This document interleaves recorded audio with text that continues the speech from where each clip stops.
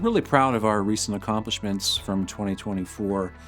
A lot is happening in the industry right now with the advent of data centers, large concentrated loads in our industry, along with electrification nationwide, coupled with retirements, massive retirements of existing generations. So our focus on assessing the current and future reliability of the electric system has never been more acute or, quite frankly, more necessary. A lot of our efforts in 2024 have been to educate and inform state and federal policymakers about important energy decisions that they have to make, and we can educate them from a reliability perspective because that is the lens that we look at the world through.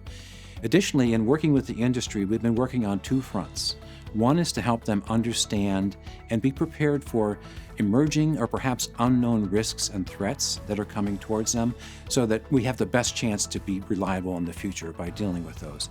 The second front is to deal with risks that are well known, well established, and are things that we need to address as much as we can. And the reason that's important is with each passing day, we're removing more and more of the margin that we've enjoyed in the electric system going forward. In our programs, we have a lot of tools at our disposal, and we have the discretion on how we use those tools and when we use those tools. But they all relate to changing behavior.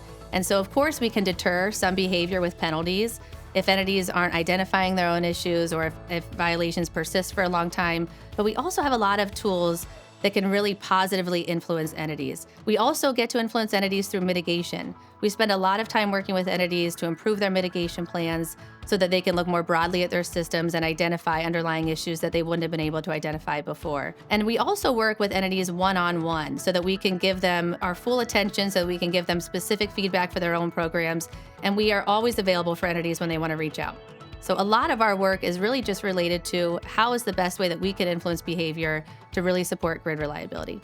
Our outreach work allows us to work with our entities outside of audit through programs such as our assist visit and winterization programs, our reliability committees. We host a monthly webinar called Tech Talk with RF and a number of workshops throughout the year. We are finding that our entity and state outreach is overlapping as we are discussing challenges with the grid transformation.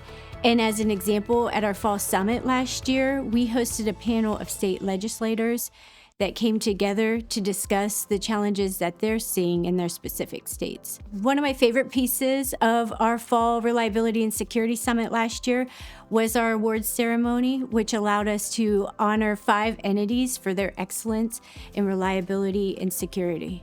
Here in the ERO enterprise, we gather and collect lots of entity data, and some of which is very sensitive.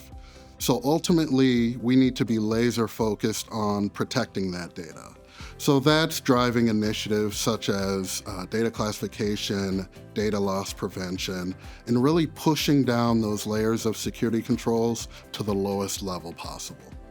What we're trying to do is we're trying to gather people together and share information as much as possible, share best practices, share threat intelligence, and really talk about our security strategies and look forward together for opportunities to increase the security posture of the whole ERO enterprise. Now, I'm very proud of what we did in 2024. That doesn't mean we can rest on our laurels. There's a lot in front of us in 2025. The work that we do is changing and evolving. There are greater and greater demands being placed on the electric system with every passing minute, and the margins that we've relied upon for years are decreasing.